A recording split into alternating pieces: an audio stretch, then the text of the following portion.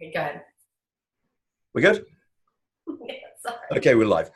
Well, welcome to an impromptu little interview about cryptos here. Now, I'm not an expert on cryptocurrencies by any means, and I have someone who's a lot more of an expert than I am basically on this kind of stuff. In fact, I'm actually probably one of the worst people on cryptos. I haven't got a Coinbase account or any of these kind of accounts where you can trade. One of those people that has lagged behind in this whole thing. So for anybody listening, I am, and it's in the same boat as I am. This is probably going to be a good interview for you because I'm going to ask a lot of questions here from someone who is an expert. And in a moment, I'm going to introduce you. Right next to me, hopefully, basically, you can see her, is Susie Lewis, who is been in crypto for a long time, made a lot of money out of crypto, and certainly, basically, is more of an expert on the topic than I am. So I need to ask you some questions, firstly. And I'm delighted, by the way, to be interviewing you. The question basically I need to ask really is what is this crypto thing all about? I mean, I have no real understanding of it. So it's a digital asset class, and it's going to be congruent with stocks. And it's important because currency is going away from paper money, we're in America, so dollars, dime, paper, and it's going to more something digital. The new generation grew up with credit cards, so they're the biggest users and advocates and pushers of it. So it's important that whether you're into Bitcoin or not, that you understand overall, we have to understand this, that currency is going digital, and it's a global digital currency system and a stock system. So there's coins and there's tokens. Tokens, I think, as regulation gets into the space, they'll turn them into more stocks. Regulated stocks. Fascinating. Now, I know my kids pay with phones with things like Apple Pay and Android Pay, and that's kind of digital already, but it kind of takes the money out of the bank account. So I do get that. I'm a little bit old hat, basically, so I kind of carry cash or store my money in the bank account for what it's worth.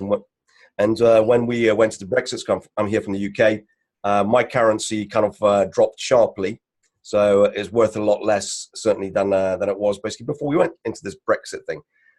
So I feel the pain with a lot of people basically that see currency fluctuations or fiat currency fluctuations. I do get it. So I haven't really introduced you properly, Susie. How long have you been in the crypto space? So I started around learning about it February 2017. So not long. Okay. So you kind of went in at the beginning of this whole Bitcoin bubble. But it wasn't it was the beginning of the growth cycle. Yes, definitely. So when it blew up, fascinating. So you saw the whole bubble, you rode the bubble for a bit, you cashed out, and you're still a proponent basically of it, even though essentially, Bitcoin has kind of dropped from the value. I've been kind of looking up basically stuff because I still don't know enough about it. Bitcoin's kind of went up from several $100s. Then in about 2017, it went from about $4,000 to about $18,000. And then today it's kind of riding at around $6,500. So these are digits I'm buying into essentially. And somehow I'm hoping in good faith that this thing is going to ride and go up. It may go down. I'm not an expert. You're more of an expert this than I am. I mean, there's other things like Ethereum as well, which is another one of these big coins. That seems to have gone up from about $290 in 2017 to $1,400. Now it's riding at around $201. So it looks like basically a lot of these currencies or these crypto coins are kind of riding at about the same level as the beginning of 2017. Is that fair to say? No. Ethereum was like $17. So okay. They've risen and then they've plateaued to a certain point. Right. I remember I was buying Bitcoin when it was like $4,000, like August 2017. So they're called a floor. They have a ceiling and a floor, and right now it seems to be like the resistance of the floor is like 5,800, and when it hits that, boom, the buys come right in. So there's. Okay. Keep going. I can talk to you forever. So that's all right. I don't want to go too far. No, it's very cool. I'm really fascinated with this. It seems to be basically a highly fluctuating kind of denomination. So these things seem to ride up and down quite a lot, which is great basically if you sort of day trading, I think. And is it scary if you're doing long-term investments? think it's actually probably more exciting. right? I think my head doesn't stop with this, so I was trying to figure out technical trading versus fundamental. Fundamental is buying and holding for like 1 to 3 years probably, and technical is just riding every little wave because it's an ocean, and it's you right now you have a currency that's mixed up in a stock system because the general public didn't really take the blockchain technology seriously. So you'll see a lot of transformation and pulling out soon, and it's some clearly defining factor that there is definitely a currency versus an asset class. And right now, the currency of a government currency can only fluctuate within 15%. Really? That's right. Like to make it like a really viable currency, that those are kind of like the rules and regulations. But this Bitcoin, of course, it can go 20,000 down to well, from 4,000 to 20,000 back down to like 5,800, 6,000. That scares people. Um, Fascinating too. I mean, a lot of people in the news in the UK were they're paying off the whole mortgage, literally the early part of or late part of last year. So it's scary and fascinating at the same time. I haven't been an investor. Perhaps I was late. In fact, I was definitely late on the thing. It fascinates me that there is something else going on other than money. And I do get the concept. I do get basically how this whole thing happened. I kind of read up on it a little bit. I understand basically that we went from gold coins, silver coins, then we went from sort of bronze coins and less value coins, then we went to paper money. And then the government started playing up basically with paper money, printing more of it basically as they wanted to. And somehow we ended up in a situation where virtually every country is printing paper money, which is an IOU from the government, if you like. Um, and these paper money states don't last that long, from what I've seen. Basically, a lot of countries which use paper money, when Greece was an example, they didn't do particularly well. And of course, that's affected a lot of Europe as well. That's dragged down basically the euro. So I do get that there is a problem basically with paper money, and I do get that my kids are going to mobile phones and paying for these things. I totally understand it. The confusing part for me is, can I actually go out and buy a cup of coffee with my coin? I wouldn't know how. Is the answer to that? Maybe explain that to me. There's a credit card. It's funny. It's like where I grew up in Marietta, Georgia. It's Right. called Pay, and you can fund it with Bitcoin Cash or Bitcoin.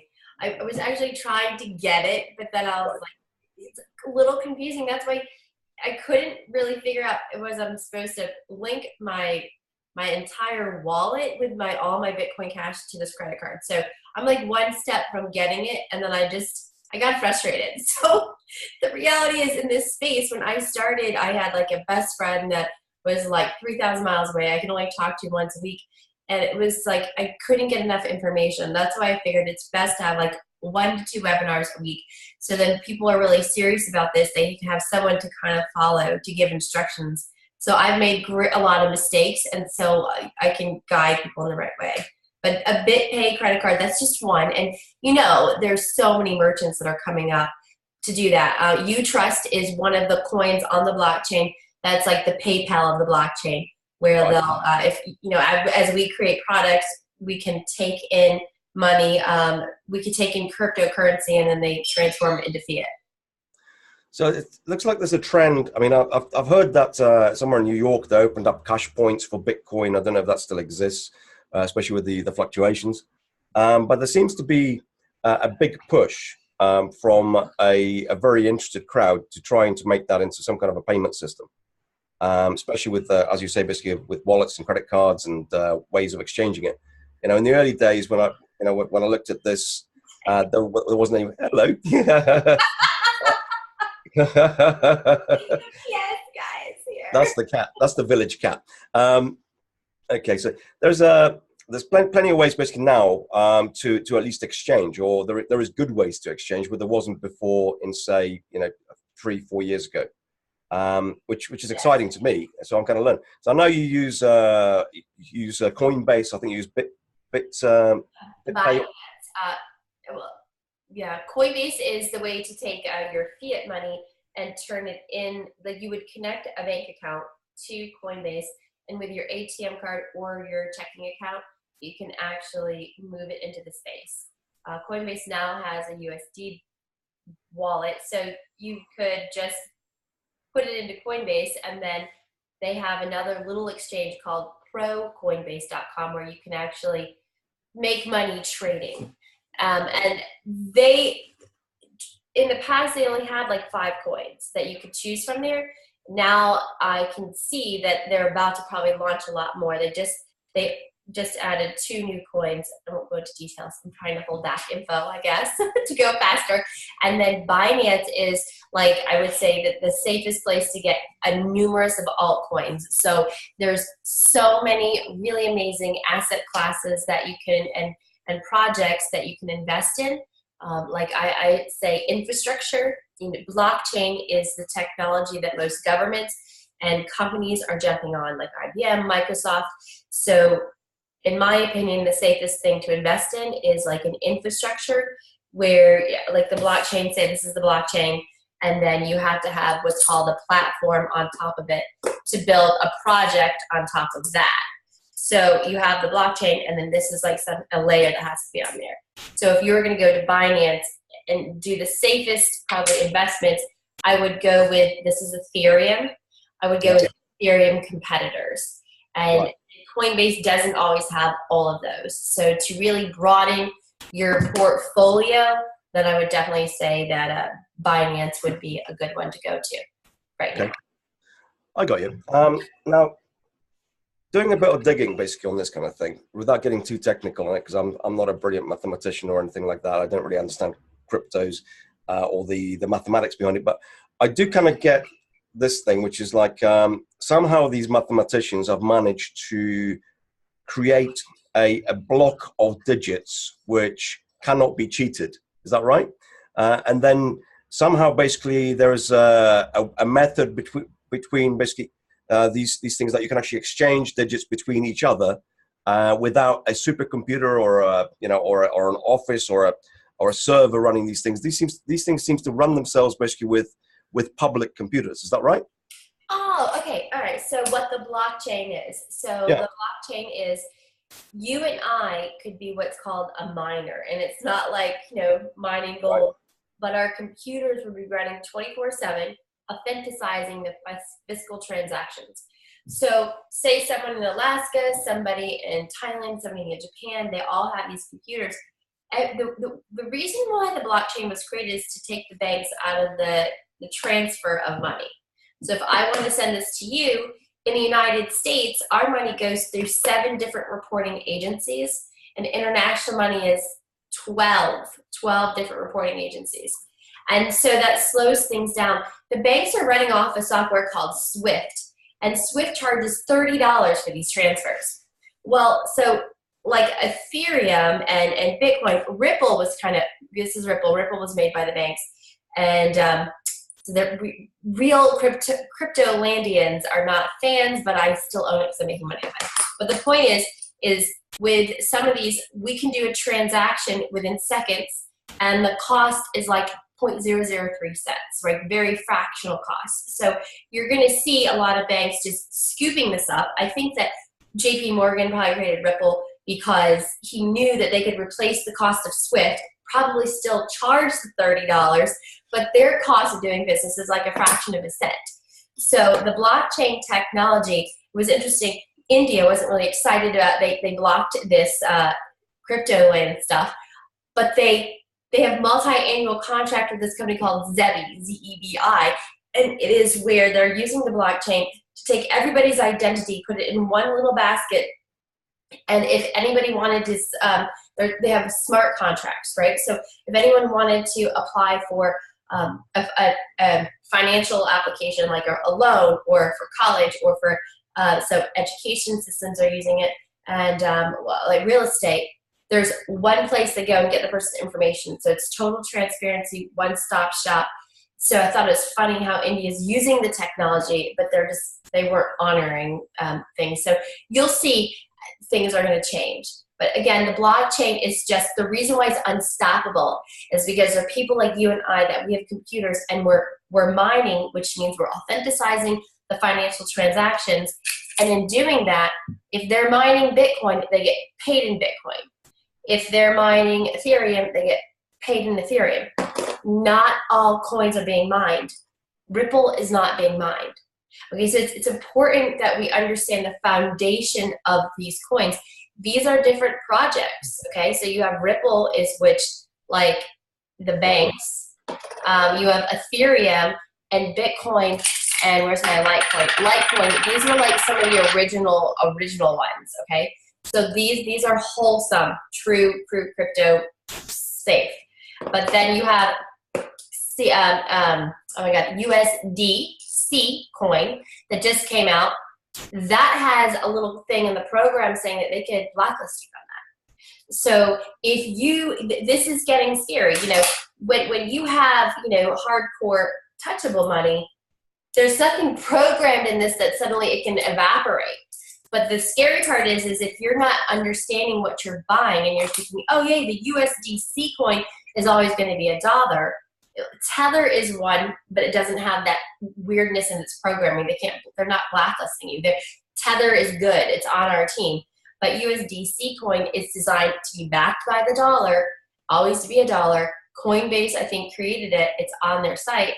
But if one of the YouTubers just said, like, guys, there's stuff in the programming here. So suddenly you wake up one day and they just think freezing your USDC coin, that's scary. So we all need to know which ones are good and which ones, you know, have the humanity at its highest level of intention versus which ones are backing big business. Okay, so all these say coins, because I can't really call them coins because to me they're just digits, and they're just numbers that print on screen, their websites. All these things are trying to essentially compete slowly towards being a means of exchange. And I do get the reason, because you actually mentioned it earlier. If I want to go and send, let's just say, £200 or $200 to my auntie in Poland, I've got to go through my bank. I'll probably have to stop at my bank or ring my bank first, because that's not easily doable from my account. I have to instruct someone to do it. I have to go and sign something, which there's basically I'm going to be paying a load of charges. They, as you say, may charge me $30 or £30 or £50 to do that particular transfer, and they'll receive it at the other end. So obviously, basically minus whatever currency exchange rate there is on top, assuming that she wants to receive it in Polish zloty or whatever. So this is kind of the reasoning behind why these crypto projects have taken off, I think, at least. Yeah. At some point, is that fair to say? And at some point, basically, one of these things that you're talking about, whether it's Bitcoin, Litecoin, or Ripple, one of those things will go big and may become basically the means of exchange. Now, here's the thing that really sort of blocks me here, Susie. My ability to count is terrible. All right. I can count ones, twos, tens, 20s, fives. You know, that's why the denominations I've got in my pocket, you know, are as they are. I'm finding it difficult when trying to decide whether 0.00001 of a Bitcoin is a good deal for a cup of coffee or not. I don't know whether I'm being ripped off, or whether, in fact, basically there is this is actually a true deal. Someone has given me a bargain. So how do I tell that? Is there basically a way when I pay it tells me what the real money is, basically in sort of, well, real money, what that is in my equivalent currency? Okay, if you're dealing with Bitcoin, you have to know one thing. The US, I don't know anything much about euro, but the US dollar is made up of 100 pennies. One Bitcoin is made up with 100 million Satoshis. So I listened to Supo, man, and he's over in England, and he says not. And I don't know what that means. What is it, zero? What is not? You said point not. Is that a zero? Oh, yeah, zero. Yeah, naught. Sorry. Yeah, in English.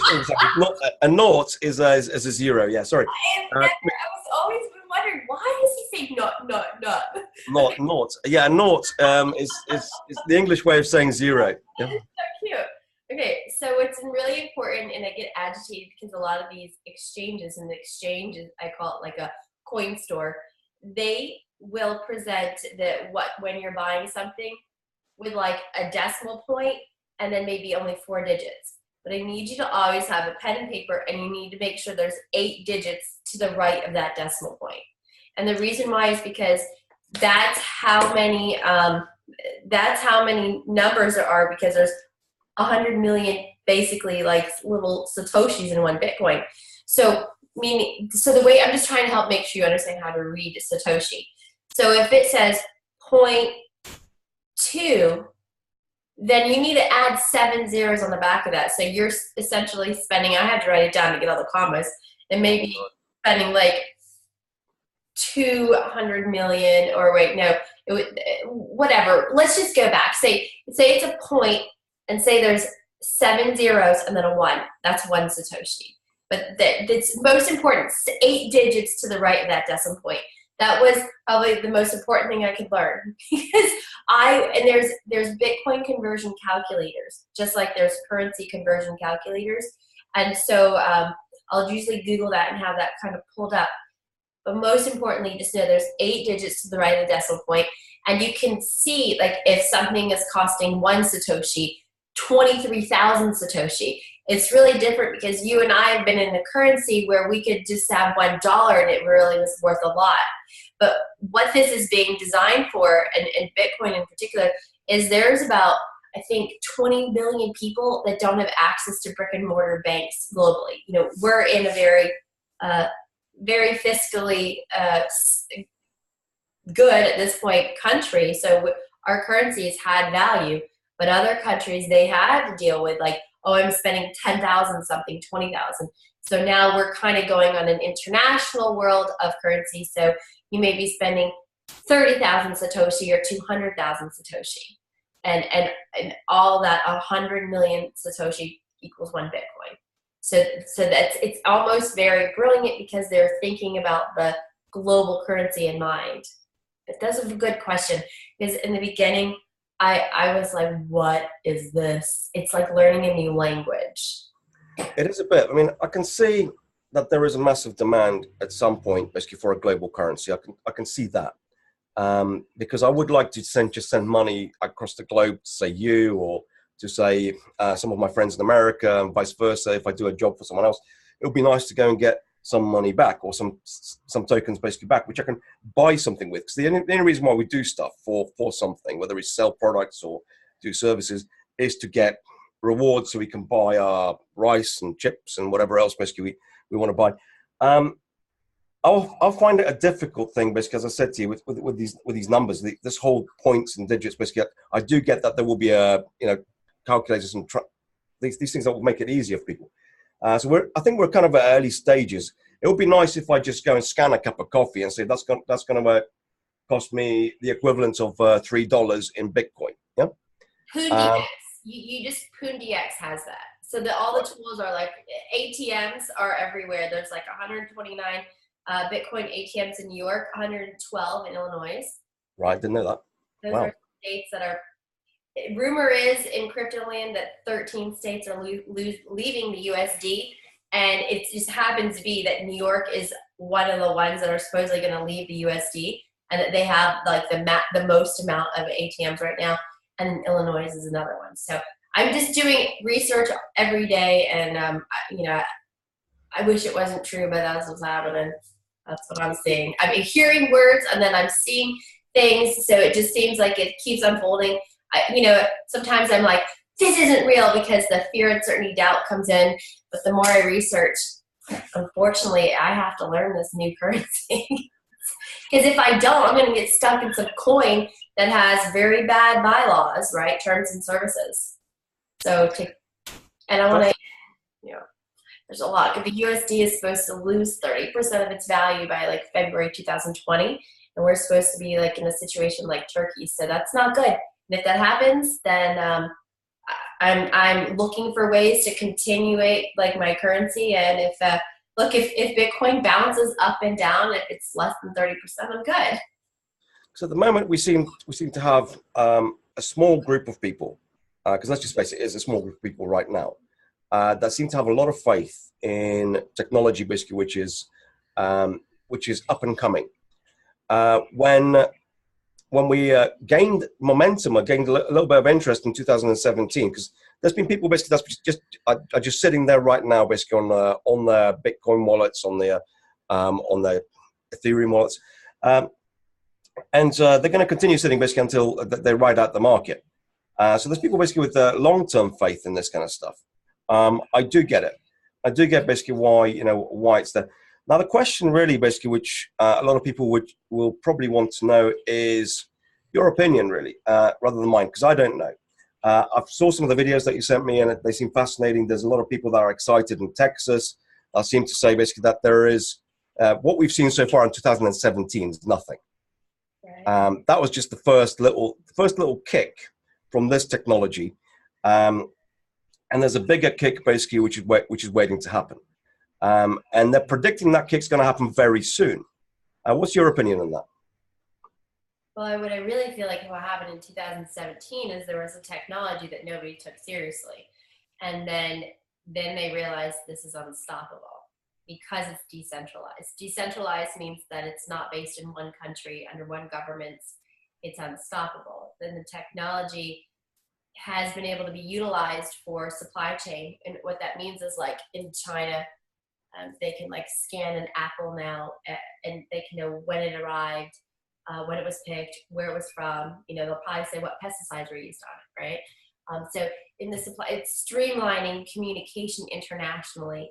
It's reducing a lot of costs. So what I think happened in 2017 is I think governments realized, oh my God, this thing is really, really making massive movements.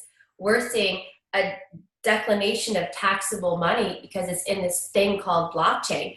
And now they're like, I don't know about you guys, but when I called my tax person, the tax system last year really didn't understand it. I don't even know, and that's why they're really hard. Look, last year, Binance made more than Bank of Deutsche Bank. So that triggers the banks. When some little rinky-dinky blockchain bank, right, is making more than a 100-year-old bank, I think that's how old it is, that's very bad. You hit them in the bank account, and that's like, whoa. And so what you had happen is a lot of fear, uncertainty, doubt come across all of anywhere they could. So they harnessed Google and silenced them because, wait a minute, suddenly you have the IC, Intercontinental Exchange, coming into this space, who owns New York Stock Exchange, which I'm sure Google's traded on stocks. I don't follow them. And then they silenced Facebook, which owns Instagram and Facebook. So I lost my Facebook ads. I'm out of terms of service because I'm crypto girl, right? All right, okay, fine. But and then you have, so there's no advertising on Google, no advertising on Facebook, no advertising on Instagram. I'm not sure about LinkedIn. I didn't really try to do any advertising on LinkedIn, but there was a reason for that, because they're scrambling to get their exchange ready. So Bakkt, BAKKT, launches December 12th, which is when the entire crypto space starts going ding, ding, ding, ding, ding, ding, ding. And then it goes down from December 12th to January 7th is usually the peak. And then it goes down. This is traditionally for like the last 5 years. So if you're new to this and you're deciding I want to jump in and you want to ride that wave, I need you to be very, very aware just for the next 9 weeks, and then jump off as soon as you get to like a high and you get to some profit point. Don't try to go all the way, and just take profit. And then what you do is a lot of people take their Bitcoin and they buy by Tether. And Tether is that coin that's supposed to always be $1. And so it's called, they perch their profits and they wait for that wave to go back down and they buy back in, which is what the product we created, Crypto Renegade, is designed to do. It's just designed to take a select 25 coins, ride the wave, tether it, and wait. And tether, it just stays at a $1 stable situation. But back to, I think your question about like the governments and stuff, it's interesting. I mean, I've got friends that are working with the United Nations, and they're working on creating coins for governments to get the sovereignty back into all the nations. So I think that it's a battle of good and evil. I think it's a matter of, can humanity have rights, or will it be that ultimate small group, I call it, I won't even say the words, it doesn't matter, a small group of people that have been very, very blessed, I guess, in their own way of being able to write great contracts and gain a lot of money over the years from these contracts, but they basically have all the money. They have all the power. Will the power change hands? Most likely the powerful people will still remain the powerful people in the world, and that is what it is. But let's just go into it this time with the technology we have, and let's know what it is. What is Ethereum? And really, you need to know your programmers in a way. If you have any super smart friends that understand code, it's all out there. So Ethereum. So now you can literally know the white papers of the currency of your choice. In the 1800s, we had 8,000 different currencies. The United States, the Mason-Dixon line, that's south of Virginia area. That's because the Mason-Dixie line, Mason was a currency and Dixie was a currency. And everybody had their own currency. It was normal. And then this USD came, and then they made sure everybody went to one. So we're just kind of, history again is repeating itself. So it's just a matter of educating yourself. There will be a lot of different coins. Countries will probably have their own, and it'll be just like a new Forex system. And eventually, they're not all currencies. They're digital assets. So I want to make sure you understand that. Ethereum is a platform, but you could use it to buy other coins too right now. But I don't know if what's going to happen is you'll have a card, and maybe they'll say you can use Bitcoin Cash or Bitcoin for BitPay. They don't say Ethereum. Ethereum is an awesome project, and it's like having a gift card for a store that you can just use in the Ethereum store. But you can easily, once you learn how to do this, you could just buy, say, Bitcoin with Ethereum. So if you're invested in this asset class because you love the technology of Ethereum, you could sell the Ethereum to buy Bitcoin, and now you're spending money. Does that make sense? So it's a very exciting space because it's a collaboration of what we would say traditional stocks, but we call it digital assets, and then you have digital currency. Okay, so and then some of these can do a lot of different things. So they're currency within buying coins, but maybe not currency with going outside and buying coffee. So it's a little complicated, but we can simplify it for you. Okay. You've got it now. It's happening, whether you like it or not. Well, for sure. So you've got a piece of software which is now tracking 25 of the biggest asset classes and coins, as you call them. And you're finding you're finding basically highs and lows. You're finding ways basically for people to understand basically what's going on. So tell me about it. This one is, I would say, it's very conservative. I call it the 401k bot. So it's not buying on highs. It's not buying on lows. It's just basically, say you have $1,000 and you just want a little piece of this basket. Right now, this is why it's very exciting. We're at the lowest market cap we've been in the last year. It's at $200 billion. So that's what we usually call the accumulation stage, just when you're filling you got your basket and you're filling it. So these are what all the richies are doing. They're slowly ciphering in their money, right, to fill their basket. So then what happens with the crypto, the Renegade booster, that bot, is you put money in a Binance account and it links to that Binance account. Now you have the power to activate the bot to actually disperse your money amongst, and it goes by market cap. So let's say there's a little swipe and you take your cursor and you click on this little button, and you could say the first one is just one coin, and then you could do any variety of 1 to 25 coins, but it has to be the first market cap to the second market cap to the third market cap. It's in line. So it's like you're taking your football team or something, oh, I want the top 25 players. And it keeps you positioned there, because let's just say that there's 17 competitors to Ethereum, and say one of those competitors takes all of Ethereum's clients and it goes down to level 26, and say Litecoin takes its place. So the system automatically buys you into that new that new competitor, and it sells off Ethereum. So the guy that created Philip, he's a computer programmer, and he was like, Susie, in 2017, I bought the top 35 market cap coins, and he started getting busy working, and he looked up, and all those coins were in all these different like levels. They lost their luster in their positions. So he was like, that's it. So it's like this. Instead of giving your money to a stockbroker and letting them manage it for you, then it's like this little bot. It's like your little piece of heaven where you're in control. You can touch one button and turn it off so it doesn't trade anything for you. You own everything. I don't know about you, but I worked for a bank, and I have a few $1,000s, or I don't even know what it is right now, in some far off land called 401k, and company closed. I don't know how to get it.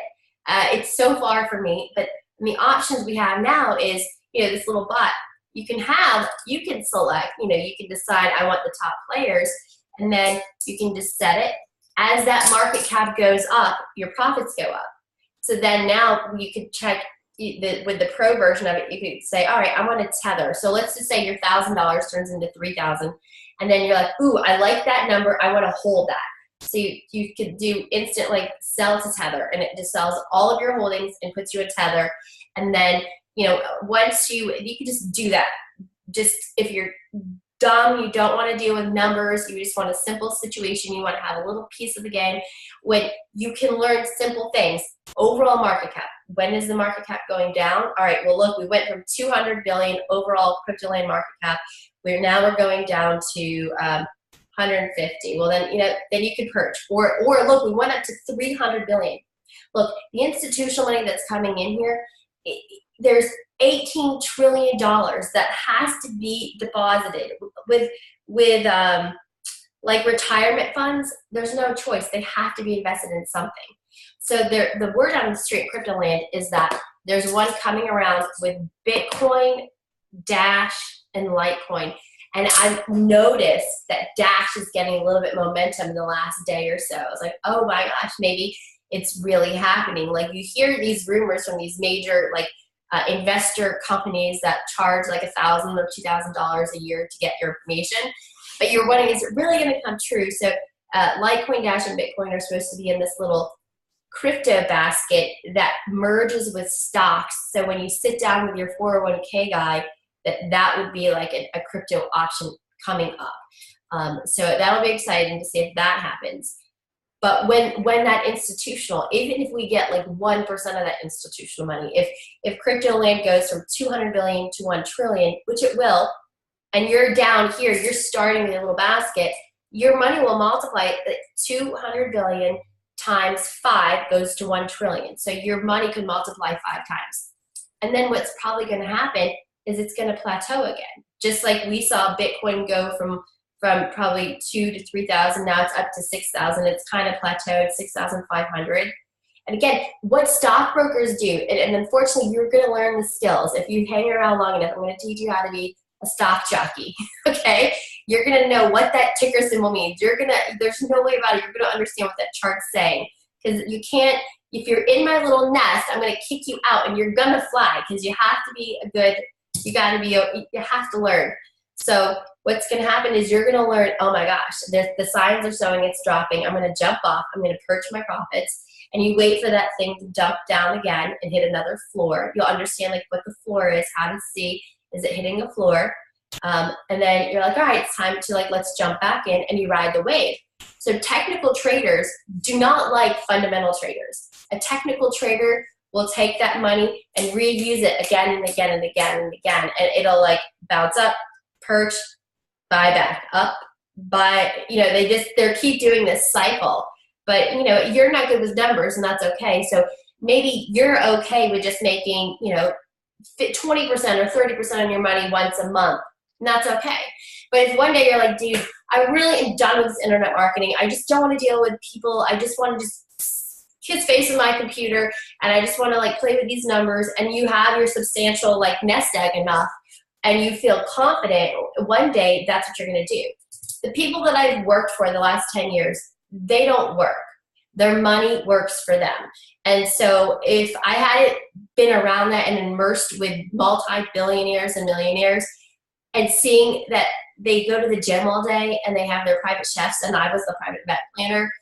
I wouldn't think this is possible, but I'm like, these people, they've got their money working for them. And that's what the top 1% does. Fascinating. See, I'm trying to basically cut this down to about the most basic thing for people. Get over the fears, if that makes any sense. Because kind of my fear is, I've got to go either to my bank account or my PayPal account. Somehow, essentially, I've got to link that account to one of these exchanges. I got to transfer a certain amount of money. That's scary. Transferring money basically from my account to the ether is woo-woo. I don't know what's going to happen. I kind of trust things like stock exchanges a little bit, and they're scary too because I don't know what I'm doing. But if someone was going to play with this, because there's plenty of people that think basically like I do that there will be something coming out of this particular technology, whether it's Bitcoin, whether it's Litecoin, Ethereum, or any one of these things. Whether IBM make a technology, which we're talking about Stellar Binance basically a while ago, Stellar Lumen, sorry. Good. Right? Yeah, you see, I remembered. Now, if one of these guys actually makes a technology which is going to overtake or take the market or disrupt what's already happening basically in this space, I want to be a part of it. Because I don't like the idea basically of what I've done in 2017, which is missed out. That kind of bugs me because I had the option essentially of going on to Bitcoin in 2012, and few of my friends did. I did not. I was the loser, and they did very well by investing a very small amount basically in 2012. You can imagine basically how much they made. I'm not even going to tell you because it's too embarrassing. So I know. All right. So I don't particularly want to be the guy sitting basically on the fence this time around if basically the technology is going to take off as we say that does. And this is potentially one of the best times to get in. What would you say would be a sensible amount of spare cash to have a play with? If you're not, not an expert, just to go and have a dabble. I'm going to be honest with you. Palm Beach Research, this guy, Tika Davari, he was the vice president of Goldman Sachs. I really like that company, the research, and within their realm, they say like $200 to $400 in each of the coins that they recommend. Personally, I was just fortunate that I think I 5 times my money last year, so that I'm just like, woo, let's just leave it at there. Still there. Some came out, and unfortunately, I'm a little disturbed. I'm like, why did I take it out? But that's okay, right? Like I had to take profit, and I needed to have confidence in myself to know that like you can get it out, and that it can get out fast. So I think it's important that what will probably set your mind at ease is, first of all, start asking your friends if they would accept payment in Bitcoin. I'm going to be honest with you. I got paid in Bitcoin, and I had it paid directly to my Pro Coinbase account because I knew I could easily just shift it right into my bank account. Okay, so and Coinbase is doing reporting to the government. So this is only if you're legit and open and honest and transparent, okay? And if you're okay with paying taxes. But our customer service girl, she's like in the Philippines, and it's like $200 a month, whatever, a week or something like that. So she wanted to get paid in Bitcoin. So that $5,000 that I had gotten paid, it grew to $5,200 one week. And so I paid her. And the next week it grew again, and I paid her out of those profits. So this guy, Andre Antonopoulos, he's like the king of the Bitcoin technology. And he pays all of his people, and he does business with people that accept cryptocurrency. And so as long as you're using it and you're getting paid with it, like the fluctuation doesn't matter. And I think you'll be more comfortable with it too. There's no cost to to really, I don't know, the very low cost to transfer the money, but it gets there in seconds. Now my girl's gotten paid like twice in Bitcoin, and since then it's going up. So I was like, wow, the $200 you got, if it multiplies 5 times, that'll turn into $1,000, by the all-time high if what happens again this year. So it's like, wow, is your fiat money has any potential of that? Mine doesn't. Mine.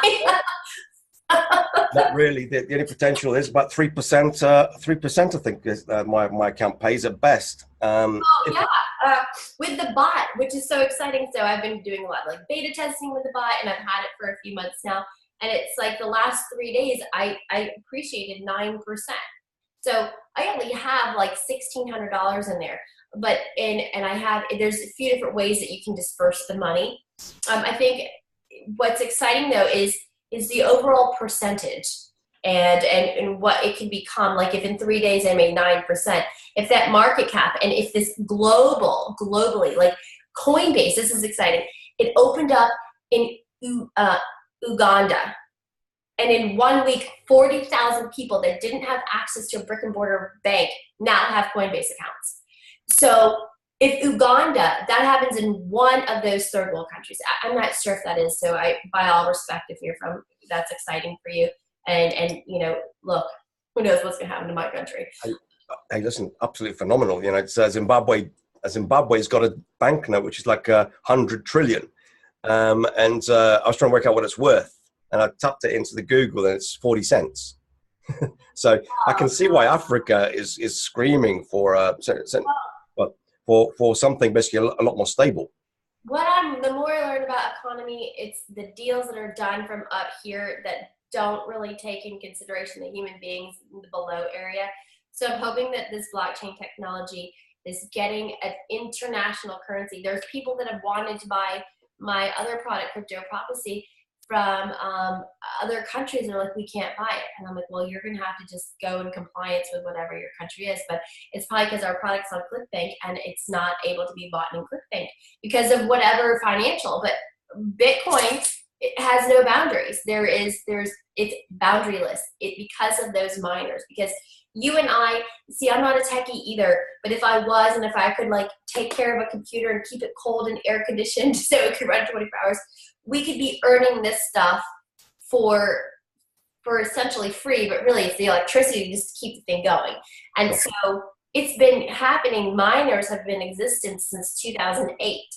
So every mineable coin, and that's the thing, I want to teach people how to tell if it's mineable or not, and we'll get that into the webinars, but they're not all the same. And some of them can be reprinted like money. Like there's 100 trillion of these versus there's only 21 million Bitcoin. That's why Bitcoin supply and demand is so high.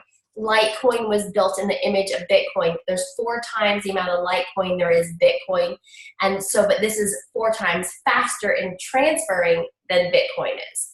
So this was like the third coin, I think, made. So this was, Litecoin. So Litecoin is just like Bitcoin. It has the same features, but a little bit faster. So that's why I love that this creation that Philip created, the boost, the crypto renegade boost or whatever, we're white labeling for us. So anyways, it's important that it keeps me positioned in the top 25. I could take it to top 10. But I love small market cap coins. They grow faster. And that's the question. Does your bot, this is well, I say bot, people don't like the terms bot. This is essentially a program. This is a program that works with Binance or Coinbase or both? Just Binance. Just Binance. Right. Right. So this is a program that works with one of the exchanges called Binance. And what it does, it auto trades for you with a small amounts, but with preset limits. So let's just say I wanted to invest $100 basically, or $200 into Bitcoin. That would be my thing. That seems like a safe coin for me. I wanted to do that. I would do what I'd want to do. I don't want to watch the thing all the time. If that makes any sense. So I haven't got time basically to go and look at a computer screen basically 24/7 and scare myself to death. With the ups and downs. But I'm just quite happy to go and potter it in and leave it in there and preset certain limits. So for example, if it's gone up to $300. If it drops $50, I want to sell. That makes any sense, yeah? Okay. So it's not going to do that for you. The only thing the bot is going to do is, if you just want Bitcoin, then just stick with just a Coinbase account. You don't need the bot. Got you. Okay. And what the bot is for is I am addicted to altcoins. Right, because they make more money, don't they? They're not fluctuating. They seem to be rising a lot quicker. Yeah. A large market cap coin already has a lot of money in there, and Bitcoin may multiply 5 times. But you see those really exciting numbers, like I just 1,000 times my money or 100 times my money. That's because it's a small market cap coin, and they just grow. Like they may have a market cap of anything 250 million below is kind of considered small right now. And so the bot would position me in 25 coins. And what it does is, so OX, it had a really big spike one day. I have my bot designed, my system designed to rebalance my account every day. I'm not going to do that. So when OX went up and that account made money in OX, what it did, it's also set so that every coin has the equal amount of money invested in it. So it sold off that extra money that it made in OX, and it redispersed it in all the other coins. So again, the funds were equally allocated. And so why that's important is because it's so important to buy when something is low. Okay, Yeah. so like when something is making money, it sells those profits off, and then it reallocates. So again, all of those 25 coins. I see. Yeah. So let's just say basically I put $100 in each of the 25 coins. Oh. Maybe $10. I don't know. Maybe too big a gamble. Maybe too big a gamble. Let's say I put $10 in each one. So that's $250, right? Because these are kind of more riskier coins, if you like, yeah. As you say, but they're a lot more. They have a lot higher fluctuations in value. Correct. We're kind of mediating the risk because we're always keeping you positioned in the top 25. If it becomes risky and it drops down, it gets sold off and you rebuy the new one. Okay. So what actually happens? It's if it rises, it sells off the profit. Yeah. Just the profit, and then invests it basically in the ones that are still coming up. Yeah, I read that. So right. So it's like the ones that went up, you got profit automatically. It's like say the one that you had $10 in, it turns into 20. So that $10 profit, they sell off the ones. It mathematically figures exact. So we're talking like 0.0002, right? It sells that profit off and it redisperses that amongst all of the 25. So what's cool is the goal is to buy low, sell high, right? So it's doing that. When that one coin, when Bitcoin rises, the profits from Bitcoin get sold off and it buys Ethereum. So essentially, I guess it does sell high, buy low. But can you preset the limits? So I do get how the profit works. So, I assume you put a stop loss order in as you place your trade. Is that right? Or just like you would doing. Yeah, if you're doing manual trading, you can do stop loss. We don't. This doesn't have a stop loss. It's just you could. I guess the other would be like sell all. So how exactly does it work? So let's just say basically we invest $10 in each of the 25 coins. 10 of them go up by a half. Let's just say. Yeah. All right. So when does it know when to sell? Do I program that? So yeah, well, everyone has their own choices. I have mine set for every day. You can set it for 1 day, 1 week, 1 month, 3 months, or you can disable it. Right. So mine personally is set for every day. So like if Litecoin goes up and I make profit, it sells that profit up. It's called rebalances. That's how the term in the system is called. Right. Rebalances. New to me. Yeah, rebalance. Okay. Very simplified. So it keeps the original investment in, but it just takes the profit out and puts it somewhere else. Yeah, redisperses the profit amongst all the other coins collectively. So if you had just top 3, then it would keep you in equal positions. There is one other option. Instead of having it equally distributed so everything is equal, there's one other option called weighted. And what that means is that if it has to do with the dominance of the market cap overall. So when you have, say, 25 coins, which coin has the highest market cap? If Bitcoin has it, it would probably say 50% of that money is going into Bitcoin. And then it would disperse the money according to the market cap competitively among those 25. So once that market cap goes up, it would put more of that money would like stay in that coin, and then it would whatever the profits would still be sold off to still accommodate that market cap. So I had it like that in the beginning, and then I decided no, because I believe so much in the altcoins, and I know that last year the Bitcoin dominance went from 50% all the way down to 30%. And that's an exciting thing, because all that money, as the market cap is rising, the money is going into the altcoins.